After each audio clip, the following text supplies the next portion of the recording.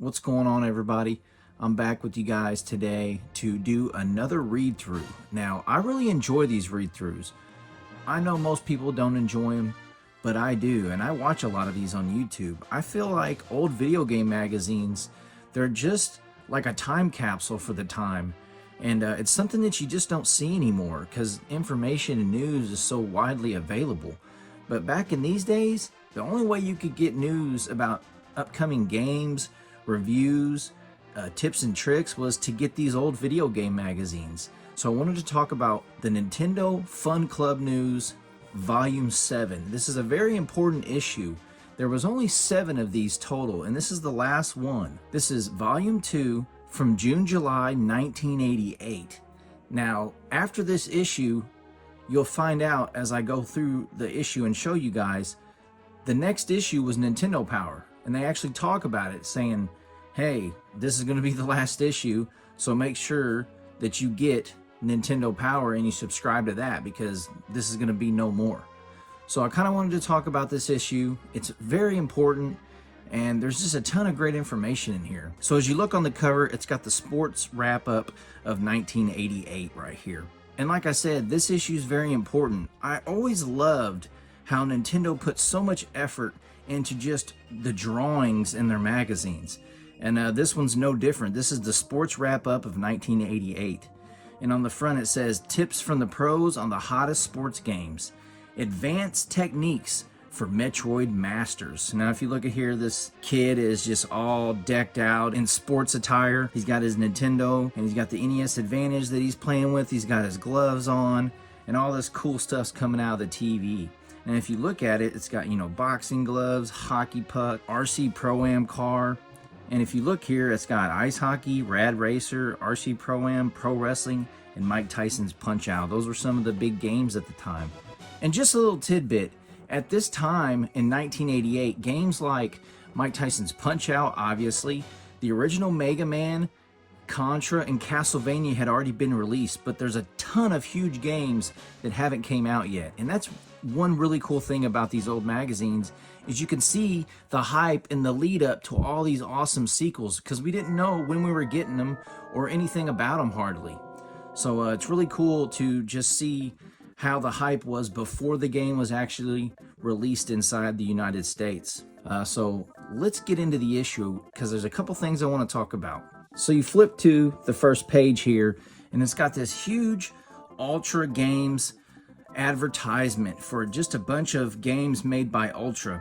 And one thing about this magazine that you probably notice right off the bat that's completely different from Nintendo Power is that there are advertisements for other companies other than Nintendo. Nintendo Power, when it came out for a couple years, you didn't see any of that. It was just Nintendo advertisements. They had no third-party stuff like Ultra or Konami. But in this issue, you'll see a bunch of those throughout it. And I feel like this period right here, in the middle of 1988 into 1989, was just peak NES. It was just, there were so many amazing games coming out, and we're going to go through those. And you see this advertisement right here for Ultra Games. And we all know the story about Ultra Games. It was a Konami subsidiary, so they could actually put more games out for the NES, because back in the day, Nintendo had like basically a rule that you could only put so many games out in a year. So Konami made something called Ultra Games, which was a subsidiary, so they could put more games out for the NES. It's funny here because it shows the Turtles, Skater Die, and Defenders of the Crown, and none of these games were out at the time, because it tells you right here, coming in October for Teenage Mutant Ninja Turtles. And it's like, man, I feel like everybody had Ninja Turtles.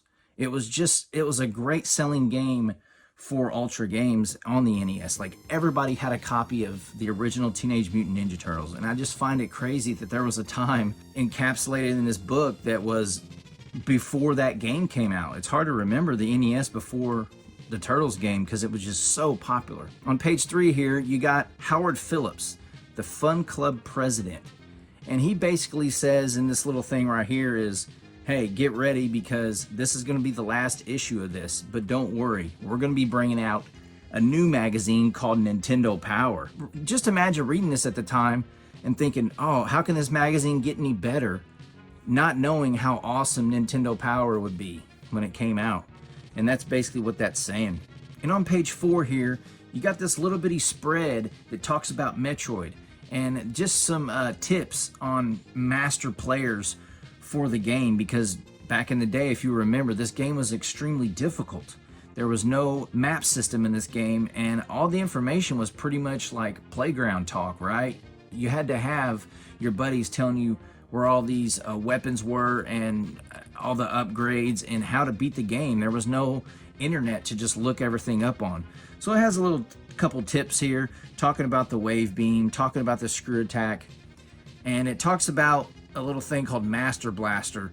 And it says, well, if you're an experienced player, you can bomb your way up and you can get over huge gaps in the game, which if you play this game, that's almost a necessity in some of the places. So not really crazy awesome tips, but they are very valuable when you're, probably 10 years old reading this. And then right here, it talks about the ice beam. Now, if you know anything about Metroid, you know that the ice beam is vital at the end of the game, and you can actually upgrade past it.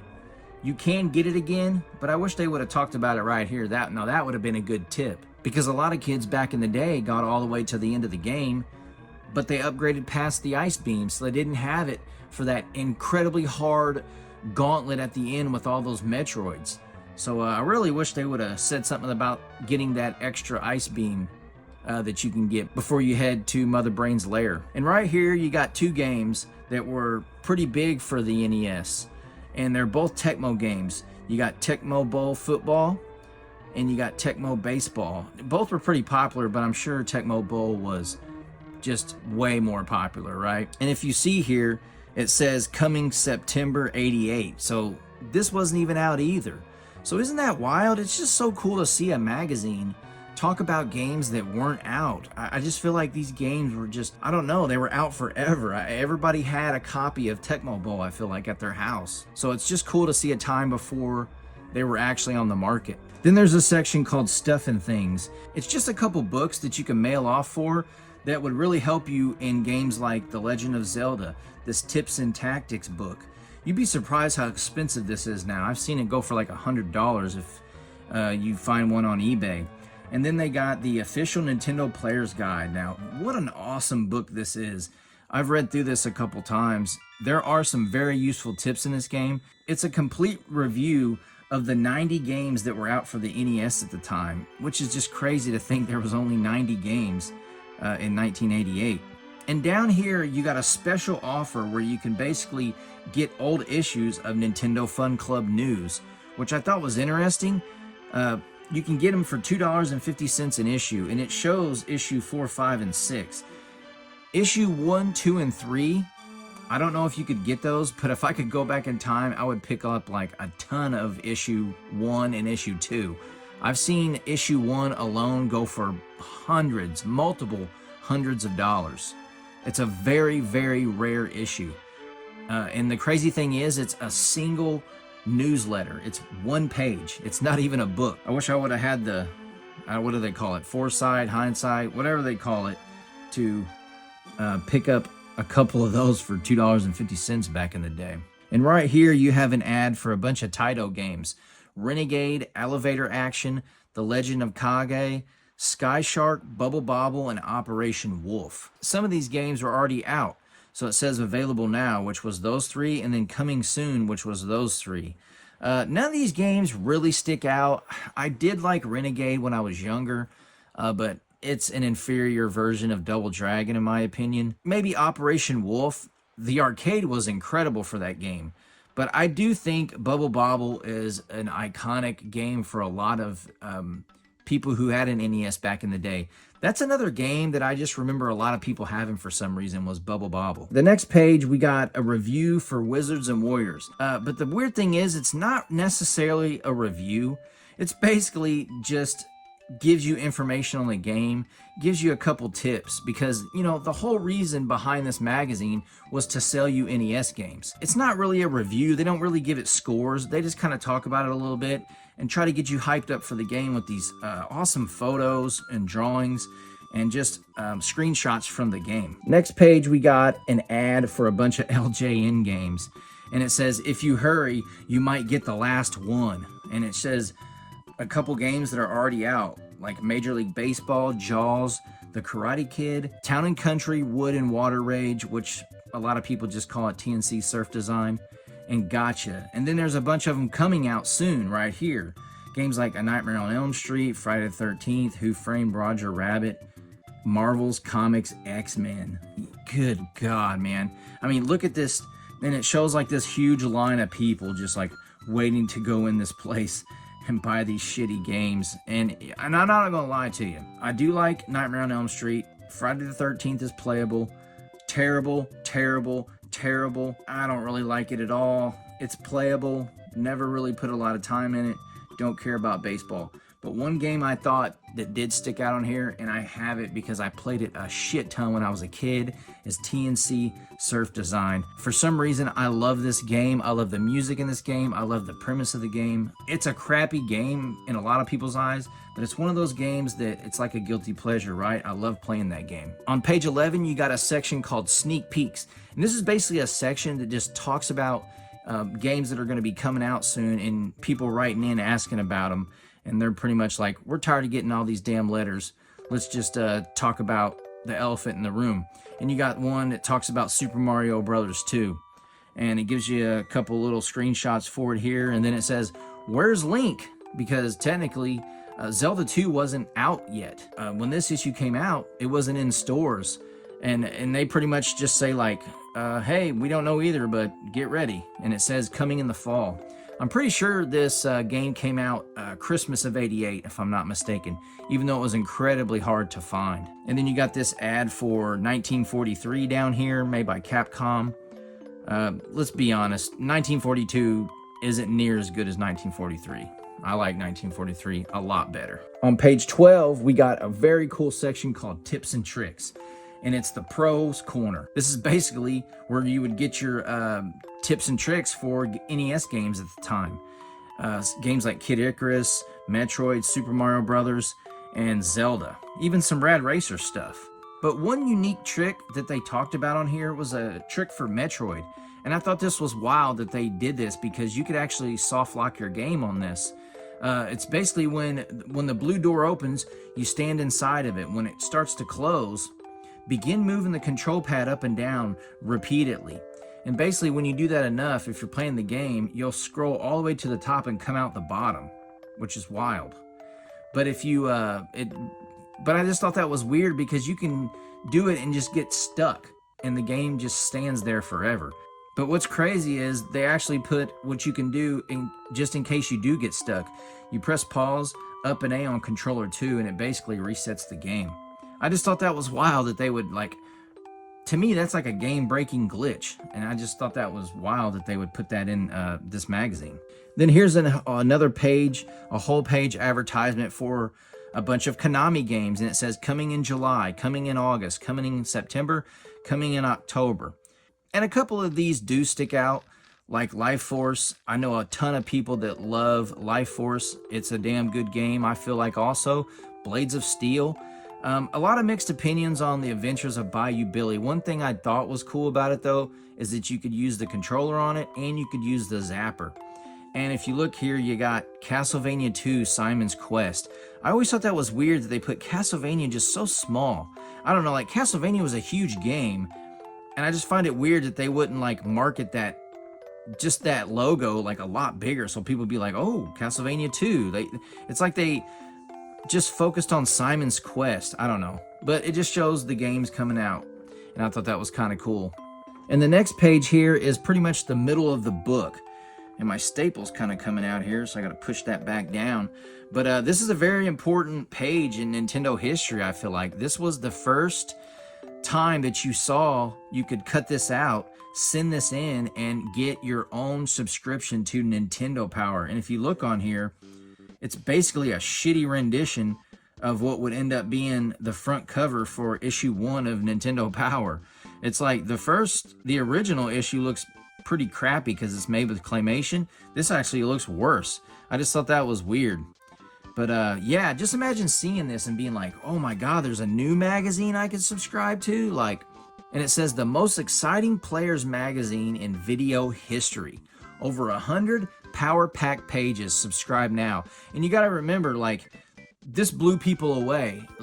Just imagine you're 10, 11 years old and you got this little bitty book that they talked about codes, tips, and tricks and all these cool games coming out. And now they're advertising a magazine that's going to have 100 fucking pages in it. Right? You're just freaking out. You're so hyped for that. I just thought it was super cool that this was the first time you had ever seen that. And you had to have this issue to see it. But the thing is people would get these on the newsstands also. But if you subscribed, you always saved a couple bucks. And it says right here, if you subscribe for $15, you save $6 because usually it's $21 a year. Plus it says if you subscribe, you get a free Nintendo Insider's calendar, which was pretty darn cool. But one thing I want to add about subscribing to Nintendo Power or any video game magazine back in the day, stuff like EGM and GamePro, they were notorious for shipping your issue late. So if you did subscribe, you'd go to school the next day or whatever, and the dude would have your buddy would have the newest issue of Nintendo Power or whatever, and you wouldn't even have yours yet. And you'd say, well, how'd you get it? Did it already come in the mail? And they'd say, well, no, it was at the store or it was at wherever magazines are sold. You would get your issue earlier if you just didn't subscribe to it. For some reason, they took a longer time to ship it to you. So I just thought that was kind of lame, right? And I know a lot of kids that basically would just pay the extra $6 over the entire year so you could get your issue earlier.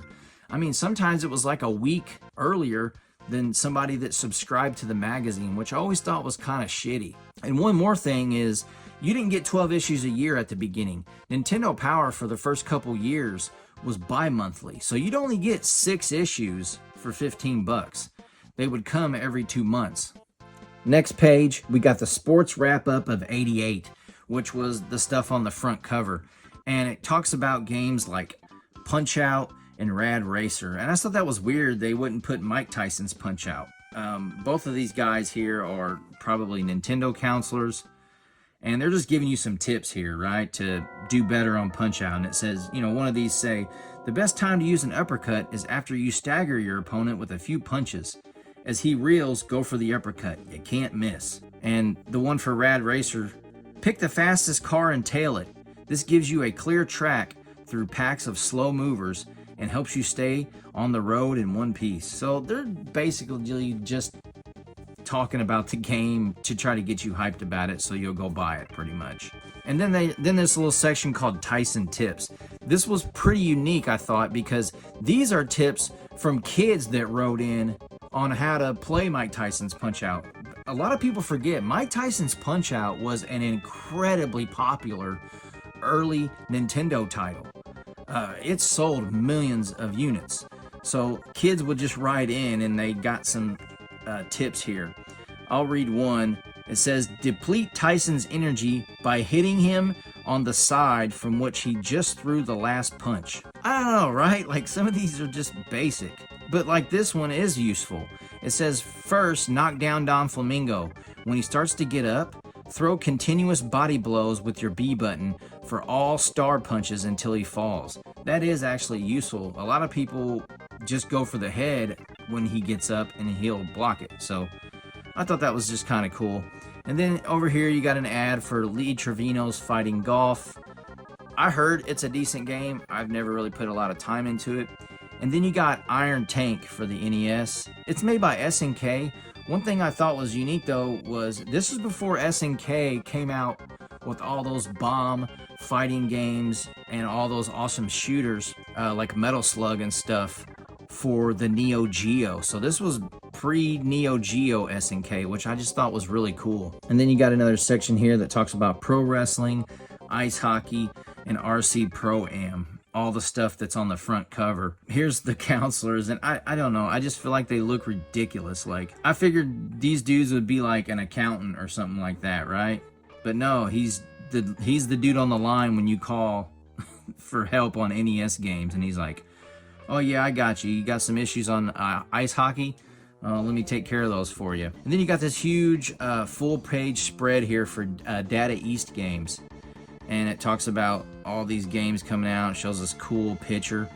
None of them really stick out. Maybe Kid Nicky a little bit. I know a lot of people like Karnoff. Some people like Ring King. But one game that I have a guilty pleasure of playing also is RoboCop. For some reason, I mean, RoboCop was huge, right? The movie was extremely popular. I like the RoboCop game for the NES. The music, I love the music, and I just think it's a little game to just throw in and try to beat. There's some kind of cryptic parts in the game, but I do enjoy it. On page 20, you got a section called Top 5, and this is really cool. This is a section that basically has a point system, and you give a game a certain amount of points. So your favorite game of the month, you would give 5 points to. Your second favorite game, you would give 4 points. And basically you send all this stuff into Nintendo Power and they add it all up. And then they put a point total and rank the games of the most popular games of the month. And like I said a couple pages ago, this is how popular Mike Tyson's Punch-Out was. It actually beat Legend of Zelda, which came out a year prior. That's how big Mike Tyson's Punch-Out was. And if you notice all these games on here, what do they have in common? They're all first-party Nintendo titles. Now, you would think like, well, duh, it's a Nintendo magazine. I think that's one reason, but I think also just a lot of third-party developers just hadn't taken off yet. Like, there was a lot of games that hadn't came out yet that were just like incredibly good blockbuster titles. So all these on here are first-party titles. So basically you got 15 points to play with right here. What I thought was weird is if you go by these totals here, there wasn't that many people writing into Nintendo Power at this time and giving their opinion on this, right? Just imagine 2 years after this, these point totals will be in the thousands because so many people was writing into Nintendo Power. I just thought that was really cool to see. Very low numbers because there probably wasn't a crap ton of people that wrote in back in the day. But because this issue was actually free, believe it or not. You didn't have to subscribe to the Nintendo Fun Club News. You just had to buy an NES game. There'd be a little flyer in there. You would fill it out and send it off, and they would send you this magazine. There was no like subscription fee for this. So a lot of people didn't even know about this magazine. That's why a lot of these issues, especially the early ones, are incredibly valuable and very hard to find nowadays. And then right here you got an ad for Bandai, and it talks about some games that are coming soon. New high-resolution super firepower action games like Xevious. Here's the thing, a lot of people say Galaga. I don't really know the real spelling or pronunciation of it. I think it's Galaga. From what I've read over the years, it's Galaga.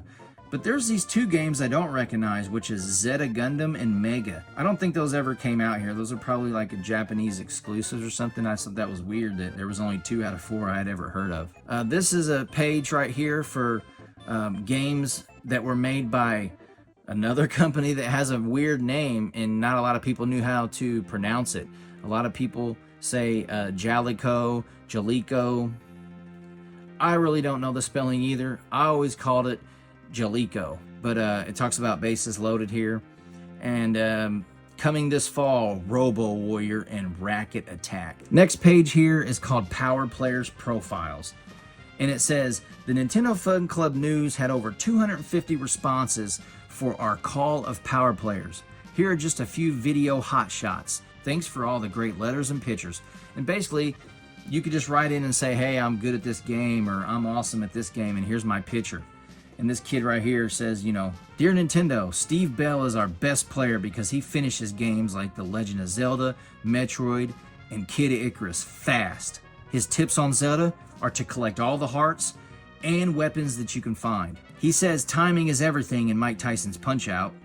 He puts 6 hours in every day on Nintendo and also likes basketball, football, and baseball. And I'm guessing that's his mom that sent that in, Kathy Freed. Isn't that cool though? Just like a little write-up. Like, what if you got into this magazine, right? And it would just be cool. You could have this forever. Like when you're 40 years old, say, well, I wrote in Nintendo Power one time and I got put in the magazine. One here says, I beat Ganon in a week without any hints. I did the same with Tyson. Okay, here's the thing. Mike Tyson was incredibly hard. It took me way longer than a week to beat Mike Tyson, so I just thought that was crazy. But here's the thing, there was no fact checking you back then, so you could just write anything in this damn thing and they would believe you, right? But this one's cool. He has like actual scores that he put in, which is crazy. And he puts, I beat Metroid and defeated Mother Brain 16 times. And then he talks about The Legend of Zelda. I saved Zelda 7 times without erasing the game. And if you know anything about Zelda, they say that every time you beat it, it gets harder. I don't know how accurate that is, but I've read that also. Because when you beat it, you get the second quest. But if you continuously beat it on the same file over and over, things get harder and harder. I don't know how true that is though, but I just thought that was cool. And this kid says, hey, I beat Super Mario Brothers in 1 week. I beat Mr. X in 3 days flat. If anybody knows who Mr. X is, leave it in the comment section below. I want to see what you guys know. Don't Google it, because Google, everybody can do that. If you just know who Mr. X is, put it in the comment section below. And here's a section called Scores of Fun, and it's basically just people who wrote in saying what they've done. And it says, this dude beat Ganon, all these people beat Ganon, and all these people beat Tyson. And then they got a bunch of point totals for different games, like Super Mario Brothers. Like, oh, I got the max score on Super Mario Brothers. I don't know. That just seems like it's easy to do, right? You can just get a bunch of extra men and max out the score, probably. Beating Tyson, though, was incredibly hard for a little kid, so that's super impressive. Here we got an ad for Vic Tokai games, Terra Cresta, and Golga 13. Now, what's weird, though, is a lot of people didn't play Terra Cresta. I think it's an okay game, but this game right here called Chesterfield, I never heard of that game either. It says rescue Princess Karen from the evil General Geeman in Chesterfield. Now, if anybody's played that game or knows anything about it, leave it in the comments section. I never heard of it. And what's crazy about this game is it's pretty violent. So I'm surprised it came out on the NES without a bunch of censorship. There's some stuff in this game that's pretty wild. You're a sniper in this game, so you can like blow people's heads off and it shows blood and everything, which I thought was wild. Like usually Nintendo was cracking down on that stuff back in the day. But this game has it in there. Here you got a full page ad for Acclaim games. Obviously the biggest one is Rambo here. Your body is a weapon.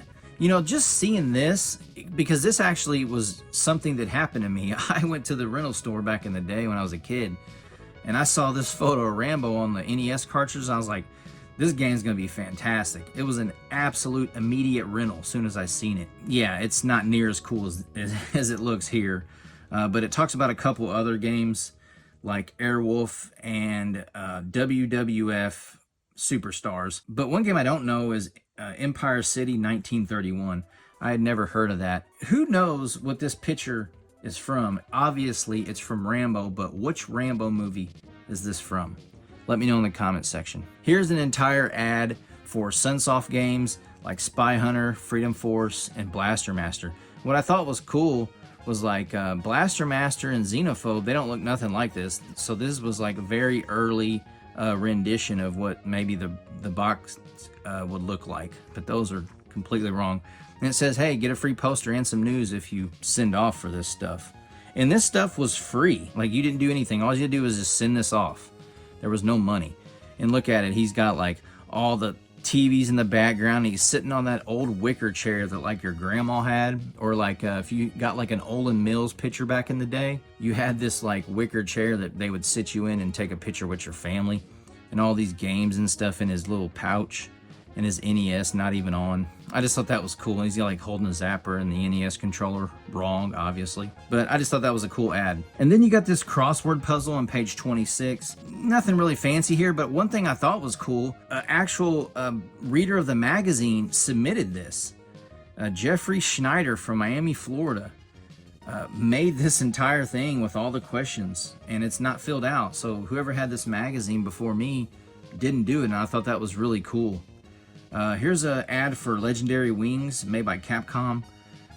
Pretty cool game. A lot of people say this game is a hidden gem now, but I do like this game. It's pretty darn cool. Then you got an ad on the inside of the back cover for Activision games. And I'll tell you what, man, dude, this was like LJN 2.0, right? Man, they made some stinkers, and one of them obviously is Predator. That game sucked. I never heard of Zombie Master. Maybe it was renamed. I really didn't do any research on that, but they had a bunch of information about it. 8 levels.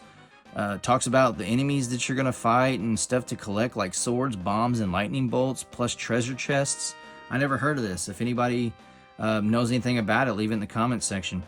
And another stinker is Super Pitfall, which is weird. I don't know, man. This game is just terrible. It just reminds me of that AVGN episode where he just drops down that first ladder in the game and he just dies. He just falls and gets hit by something.